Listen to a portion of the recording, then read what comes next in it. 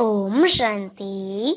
16 अक्टूबर 2025 के ईश्वरीय महावाक्य। पहले सुनते हैं मुरली के मुख्य पॉइंट्स। बाबा ने कहा, एकांत का अर्थ है एक की याद में शरीर का अंत। जब मैं आत्मा हूँ का अनुभव पक्का हो जाए, वही सच्चा एकांत है। जीते जी मरना मतलब देह से अपना नाता तोड़ देना। बस आत्मा का बोध रहे, बाकी सब स्मृति से मिट जाए। बाबा ने कहा, सच्चा पुरुषार्थ है देही अभिमानी स्थिति में टिके रहना, शरीर संबंध कार्य सबको देखते हुए भी उनसे परे रहना। विचार सागर मंथन से ज्ञान के रत्न निकलते हैं। मन को स्थिर कर बाप संग संवद करो, वही आत्मा की कमाई है। लास्ट में बाबा ने कहा, एकांत साधना से आत्मा में पावर भरती है।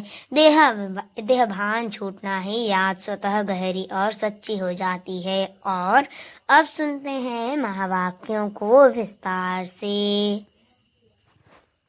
मुरली का सार। मीठे बच्चे, एकांत में बैठ अब ऐसा अभ्यास करो जो अनुभव में हो। मैं शरीर से भिन्न आत्मा हूँ। इसको हो जीते जी मरना कहा जाता है। इसको ही जीते जी मरना कहा जाता है। प्रश्न, एकांत का अर्थ क्या है? एकांत में बैठ तुमको कौन सा अनुभव करना है? उत्तर, एकांत का अर्थ है एक की याद में इस शरीर का अंत हो, अर्थात एकांत में बैठ ऐसा अनुभव करो कि मैं आत्मा इस शरीर यानी चमड़ी को छोड़ बाप के पास जाती हूँ। कोई भी याद न रहे, बैठे बैठे अशरीरी हो जाओ, जैसे कि हम इस शरीर से मर गए, बस हम आत्मा हैं। शिव बाबा के बच्चे हैं। इस प्रैक्टिस से देह भान टूटता जाएगा। ओम शांति। बच्चों को बाप पहले समझाते हैं कि मीठे मीठे बच्चों जब यहाँ बैठते हो तो अपने को आत्मा समझ बाप को याद करते रहो और कोई तरह बुद्धि नहीं जानी चाहिए। यहाँ तुम बच्चे जानते हो हम आत्मा हैं, पाठ हम आत्मा बजाती हैं। इस शरीर द्वारा आत्मा अविनाशी, शरीर विनाशी है। तो तुम बच्चों को देही अभिमानी बन बाप की याद में रहना है। हम आत्मा है, चाहे तो इन ऑर्गन्स से काम लेवें व न लेवें, अपने को शरीर से अलग समझना चाहिए। बाप कहते हैं, अपने को आत्मा समझो, देह को भूलते जाओ। हम आत्मा इंडिपेंडेंट हैं। हमको सिवाय एक बाप के और कोई को याद नहीं करना है। जीते जी मौत की अवस्था में रहना है। हम आत्मा का योग रहना है। हम आत्मा का योग रहना है अब बाप के साथ। बाकी तो दुनिया से घर से मर गए कहते हैं ना आप, मुँह मर गई दुनिया। अब जीते जी तुमको मरना है। अब जीते जी तुमको मरना है। हम आत्मा शिव बाबा के बच्चे हैं। शरीर का भान उड़ाते रहना चाहिए। बाप कहते हैं, अपने को आत्मा समझो और मुझे याद करो। शरीर का भान छोड़ो, यह पुराना शरीर है ना, पुरानी चीज को छोड़ा जाता है ना। अपने को अशरीरी समझो। अभी तुमको बाप को याद करते करते बाप के पास जाना है। ऐसे करते करते फिर तुमको आदत पड़ जाएगी। अभी तो तुमको घर जाना है, फिर इस पुरानी दुनिया को याद क्यों करें? एकांत में बैठ ऐसे अपने साथ मेहनत करनी है। भक्ति मार्ग में भी कोठरिया में अंदर बैठ माला फेरते हैं, पूजा करते हैं। तुम भी एकांत में बैठ यह कोशिश करो तो आदत पड़ जाएगी। तुमको मुख से तो कुछ बोलना नहीं है, इसमें है बुद्धि की बात। शिव बाबा ने तो है सिखलाने वाला, उनको तो पुरुषार्थ नहीं करना है। यह बाबा पुरुषार्थ करते हैं, वह फिर तुम बच्चों को भी समझाते हैं। जितना हो सके ऐसे बैठकर विचार करो। अभी हमको जाना है अपने घर। इस शरीर को तो यहाँ छोड़ना है। बाप को याद करने से ही विकर्म विनाश होंगे और आयु भी बढ़ेगी। अंदर यह चिंतन चलना चाहिए, बाहर में कुछ बोलना नहीं है। भक्ति मार्ग में भी ब्रह्म तत्व को या कोई शिव को भी याद करते हैं, परंतु वह याद कोई यथार्थ नहीं है। बाप का परिचय ही नहीं तो याद कैसे करें। तुमको अब बाप का परिचय मिला है। सवेरे सवेरे उठकर एकांत में ऐसे अपने साथ बातें करते रहो, विचार सागर मंथन करो, बाप को याद करो। बाबा हम अभी आया आपकी सच्ची गोद में, वह है रूहानी गोद। तो ऐसे ऐसे अपने साथ बातें करनी चाहिए। बाबा आया हुआ है, बाबा कल्प कल्प आकर हमको राजयोग सिखलाते हैं। बाप कहते हैं मुझे याद करो और चक्र को याद करो, सुदर्शन चक्रधारी बनना है। बाप में ही सारा ज्ञान है न चक्र, बाप में ही सारा ज्ञान है न चक्र का। वह बाप में ही सारा ज्ञान है न चक्र का, वह फिर तुमको देते हैं। तुमको त्रिकालदर्शी बना रहे हैं। तीनों कालों अर्थात आदि मध्य अंत को तुम जानते हो। बाप भी है परमात्मा, उनको शरीर तो है नहीं। अभी इस शरीर में बैठ तुमको समझाते हैं। यह वंडरफुल बात है। भागीरथ पर विराजमान होंगे तो जरूर दूसरी आत्मा है। बहुत जन्मों के अंत का जन्म इनका है। नंबर 1 पावन वही फिर नंबर 1 पतित बनते हैं। वह अपने को भगवान विष्णु आदि तो कहते नहीं। यहाँ एक भी आत्मा पावन है नहीं, सब पतित ही हैं। तो बाबा को समझाते हैं ऐसे ऐसे। तो बाबा बच्चों को समझाते हैं ऐसे ऐसे विचार सागर मंथन करो, तो इससे तुमको खुशी भी रहेगी। इसमें एकांत भी जरूर चाहिए। एक की याद में शरीर का अंत होता है, उनको कहा जाता है एकांत। यह चमड़ी छूट जाएगी। सन्यासी भी ब्रह्म की याद में व तत्व की याद में रहते हैं। उस याद में रहते रहते शरीर का भान छूट जाता है। बस हमको ब्रह्म में लीन होना है। ऐसे बैठ जाते हैं। तपस्या में बैठे बैठे शरीर छोड़ देते हैं। भक्ति में तो मनुष्य बहुत धक्के खाते हैं। इसमें धक्के खाने की बात नहीं, याद में ही रहना है। पिछाड़ी में कोई याद न रहे। गृहस्थ व्यवहार में तो रहना ही है, बाकी टाइम निकालना है। स्टूडेंट को पढ़ाई का शौक होता है ना, यह पढ़ाई है। अपने को आत्मा न समझने से बाप टीचर गुरु सबको भूल जाते हैं। एकांत में बैठ ऐसे ऐसे विचार करो। गृहस्थी घर में तो वाइब्रेशन ठीक नहीं रहता है। अगर अलग प्रबंध है तो एक कोठरी में एकांत में बैठ जाओ। माताओं को तो दिन में भी टाइम मिलता है। बच्चे आदि स्कूल में चले जाते हैं। जितना टाइम मिले यही कोशिश करते रहो। तुमको तो एक घर है, बाप को तो वृद्धि होती है जाएगी। बाप को तो कितने ढेर के ढेर दुकान है और ही वृद्धि होती जाएगी। मनुष्यों को तो धंधे आदि की चिंता होती है तो नींद भी फिट जाती है। यह व्यापार भी है ना, कितना बड़ा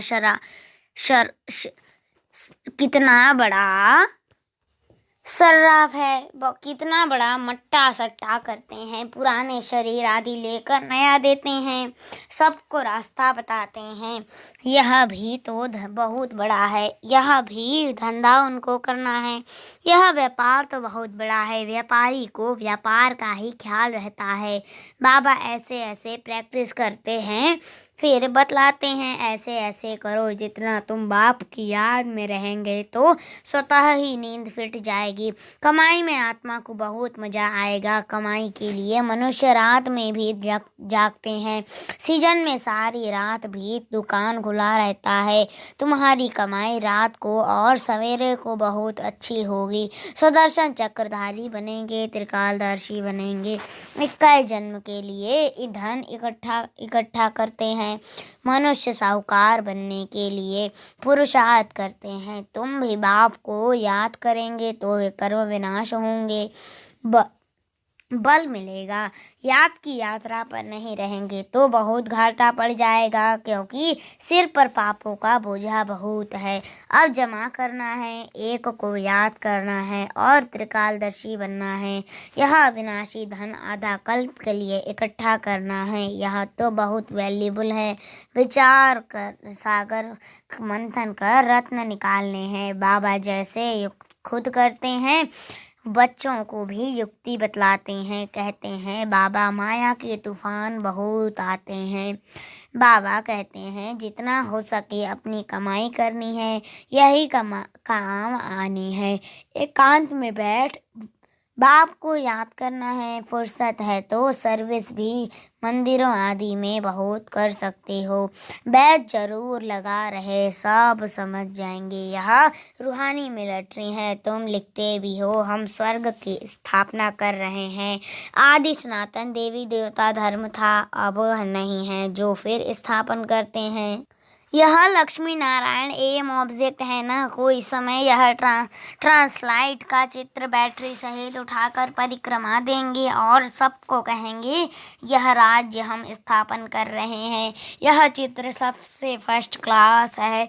यह चित्र बहुत नामी ग्रामी हो जाएगा। लक्ष्मी नारायण सिर्फ एक तो नहीं थे, उन्हों की राजधानी थी ना।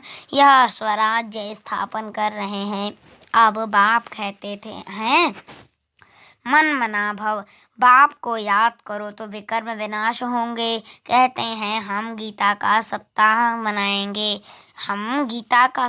मनाएंगे। यह सब प्लान कल्प पहले मुआफिक बन रहे हैं। परिक्रमा में यह चित्र लेना पड़े, इनको देखकर सब खुश होंगे। तुम कहेंगे बाप को और वर्षे को याद करो। मन मना भव, यह गीता के अक्षर है ना। भगवान शिव बाबा है, वह कहते हैं मुझे याद करो तो विकर्म विनाश हो। 84 के चक्र को याद करो तो यह बन जाएंगे। लिटरेचर भी तुम सौगात देते रहो। शिव बाबा का भंडारा तो सदा भरपूर है। आगे चलकर बहुत सर्विस होगी। एम ऑब्जेक्ट कितनी क्लियर है। एक राज्य एक धर्म था, बहुत साहूकार थे। मनुष्य चाहते हैं एक राज्य एक धर्म हो। मनुष्य जो चाहते हैं सो अब आसार दिखाई पड़ते हैं। फिर समझेंगे यह तो ठीक कहते हैं। 100% पवित्रता सुख शांति का राज्य फिर से स्थापन कर रहे हैं। फिर तुमको खुशी भी रहेगी। याद में रहने से ही तीर लगेगा। शांति में रह, थोड़े अक्षर ही बोलने हैं, जास्ती आवाज़ नहीं। गीत कविताएं आदि कुछ भी बाबा पसंद नहीं करते। बाहर वाले मनुष्यों से रीस नहीं करनी है।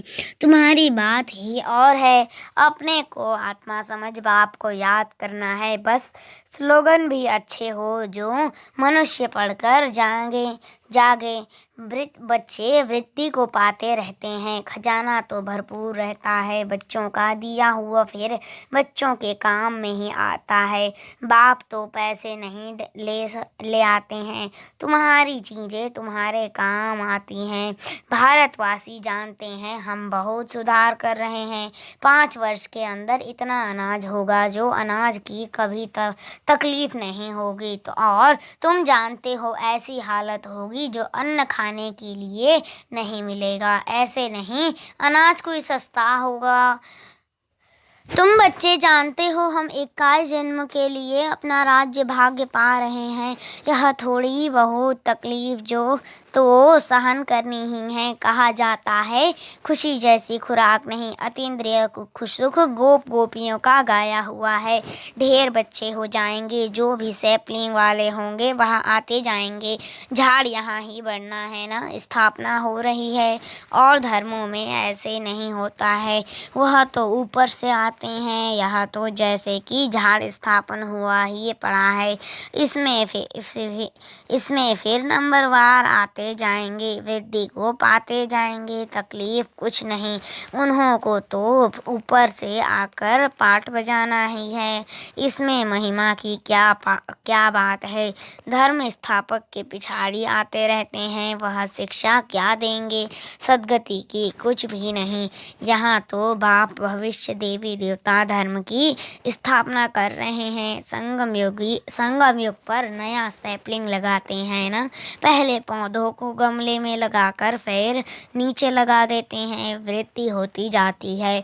तुम भी अब पौधा लगा रहे हो, फिर सतयुग में वृद्धि को पाए राज्य भाग्य पाएंगे। तुम नई दुनिया की स्थापना कर रहे हो। मनुष्य समझते हैं अर्जुन कलयुग में बहुत वर्ष पड़े हैं, क्योंकि शास्त्रों में लाखों वर्ष लिख दिए हैं। समझते हैं कलयुग में अभी 40,000 वर्ष पड़े हैं, फिर बाप आकर नई दुनिया बनाएंगे। कई समझते हैं यह वही महाभारत लड़ाई है, गीता का भगवान भी जरूर होगा। तुम बतलाते हो श्री कृष्ण तो था नहीं, बाप ने समझाया है। श्री कृष्ण तो 84 जन्म लेते हैं, एक फीचर्स न मिले दूसरे से, तो यहाँ फिर श्री कृष्ण कैसे आएंगे। कोई भी इन बातों पर विचार नहीं करते हैं। तुम समझते हो श्री कृष्ण स्वर्ग का प्रिंस, वह फिर द्वापर में कहाँ से आएगा। इस लक्ष्मी नारायण के चित्र को देखने से ही समझ में आ जाता है। शिव बाबा यह वर्षा दे रहे हैं। सतयुग की स्थापना करने वाला बाप ही है। यह गोला झाड़ आदि के चित्र कम थोड़े ही हैं। एक दिन तुम्हारे पास यह सब चित्र ट्रांसलाइट के बन जाएंगे, फिर सब कहेंगे हमको ऐसे चित्र ही चाहिए।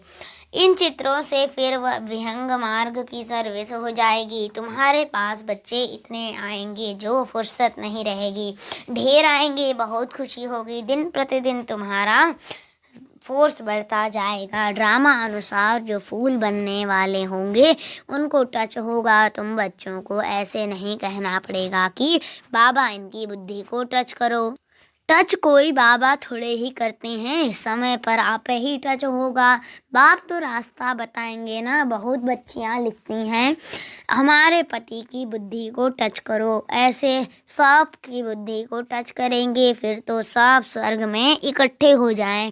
पढ़ाई की ही मेहनत है। तुम खुदा एक खिदमतगार हो ना। सच्ची बात ये बाबा पहले से ही बता रहे देते हैं क्या क्या करना है। ऐसे चित्र ले जाने पड़ेंगे, सीढ़ी का भी ले जाना पड़े। ड्रामा अनुसार स्थापना तो होनी ही है। बाबा सर्विस के लिए जो डायरेक्शन देते हैं उस पर ध्यान देना है। बाबा कहते हैं बैजेस किस्म किस्म के लाखों बनाओ, ट्रेन की टिकट लेकर 100 माइल तक सर्विस करके आओ। एक डिब्बे से दूसरे में फिर तीसरे में बहुत सहज है। बच्चों को सर्विस का शौक रहना चाहिए। अच्छा, मीठे मीठे सिकरदे बच्चों प्रति माता पिता बाप दादा का याद प्यार और गुड मॉर्निंग। रूहानी बाप की रूहानी बच्चों को नमस्ते। हम रूहानी बच्चों की रूहानी माता पिता बाप दादा को याद प्यार और गुड मॉर्निंग। नमस्ते नमस्ते नमस्ते। शुक्रिया बाबा, शुक्रिया। धारणा के लिए मुख्य सार फर्स्ट पॉइंट, विचार सागर मंथन कर अच्छे रत्न निकालने हैं, कमाई जमा करनी है, सच्चा खुदाई खिदमतगार बन सेवा करनी है। दूसरा, पढ़ाई का बहुत शौक रखना है, जब भी समय मिले एकांत में चले जाना है। ऐसा अभ्यास हो जो जीते जी इस शरीर से मरे हुए हैं।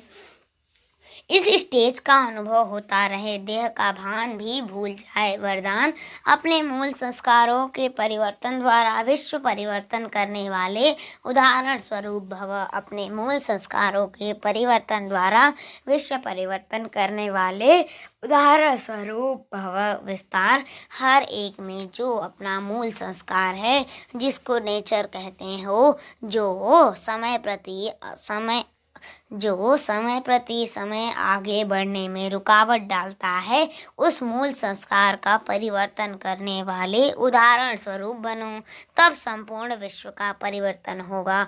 अब ऐसे परिवर्तन करो जो कोई यह वर्णन न करे कि इनका यह संस्कार तो शुरू से ही है। जब परसेंटेज में अंश मात्र भी पुराना कोई संस्कार दिखाई न दे, वर्णन न हो, तब कहेंगे यह संपूर्ण परिवर्तन के उदाहरण स्वरूप है। स्लोगन। अब प्रयत्न का समय बीत गया, इसलिए दिल से प्रतिज्ञा कर जीवन का परिवर्तन करो। अब प्रयत्न का समय बीत गया, इसलिए दिल से प्रतिज्ञा कर जीवन का परिवर्तन करो। अब व्यक्ति सारे स्वयं और सर्व के प्रति मनसा द्वारा योग की शक्तियों का प्रयोग करो। जैसे साइंस प्रयोग में आती है तो समझते हैं कि साइंस अच्छा काम करती है, ऐसे साइलेंस की शक्ति का प्रयोग करो। इसके लिए एकाग्रता का अभ्यास बढ़ाओ। एकाग्रता का मूल आधार है मन की कंट्रोलिंग पावर, जिससे मनोबल बढ़ता है। इसके लिए एकांतवासी बनो। अच्छा, ओम शांति।